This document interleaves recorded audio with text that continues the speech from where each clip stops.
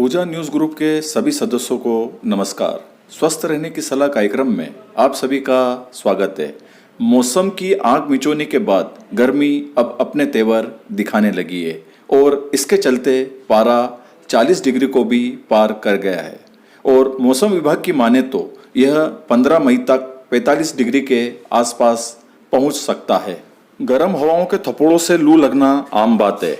जरूरी काम हो तो तेज धूप में भी घर के बाहर निकलना पड़ता है या बार बार घर के अंदर और बाहर आने जाने से सर्द गर्म की शिकायत भी हो जाती है।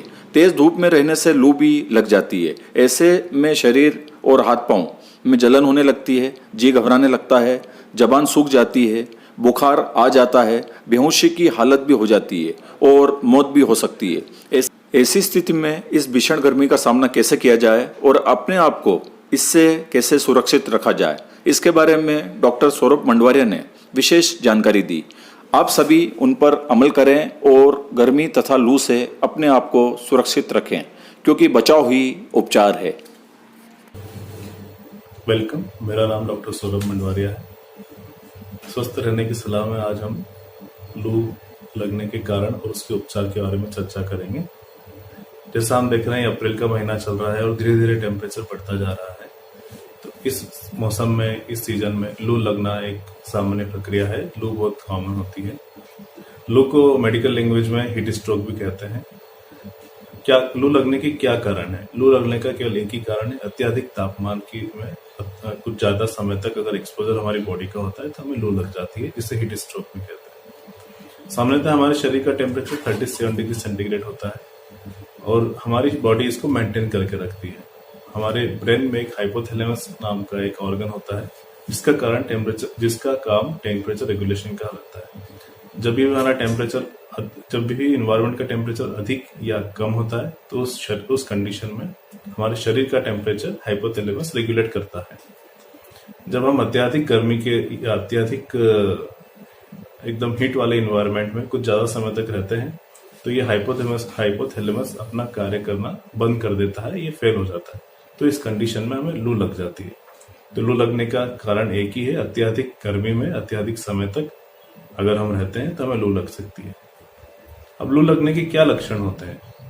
लू लगने के मुख्य लक्षण होते हैं शरीर का तापमान बढ़ जाना, साथ ही में हमारा पल्स रेट बढ़ जाना, श्वसन दर रेस्पिरेटरी रेट बढ़ जाना, पसीना नहीं आना। हमें पसीना इस कंडीशन में नहीं आता है, हमें जी मचकाने लगता है, उल्टी होती है, सर दर्द होता है, हाथ पांव दर्द होते हैं और एक्सट्रीम कंडीशन में हमें झटके, जिसे कि मिर्गी कहते हैं, उसके दौरे भी आ सकते हैं।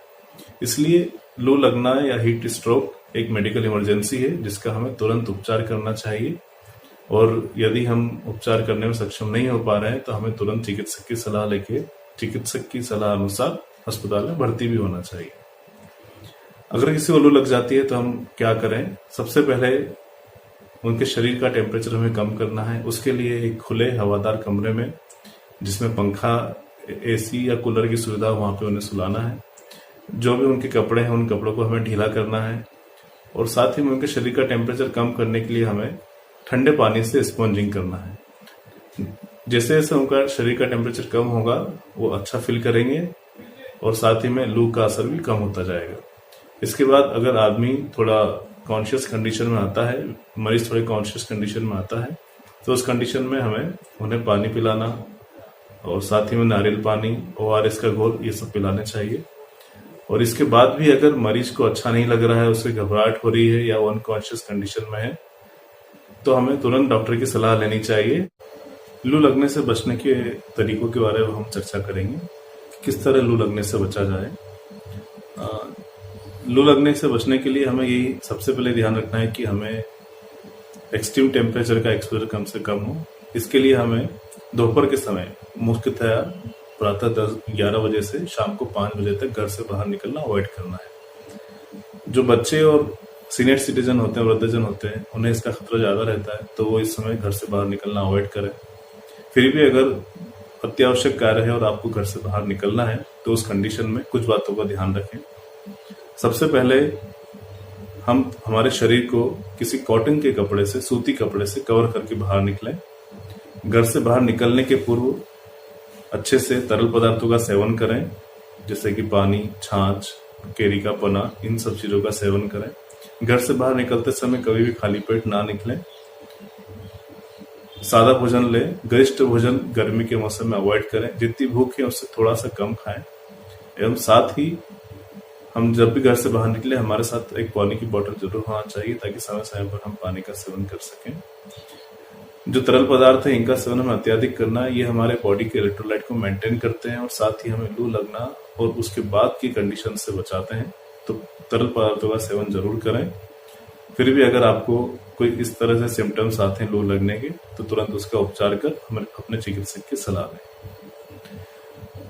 अभी इस सीजन में सलाद का सेवन अच्छा माना जाता है, इसलिए सलाद का भरपूर सेवन करें और गरिष्ठ भोजन से दूर रहें।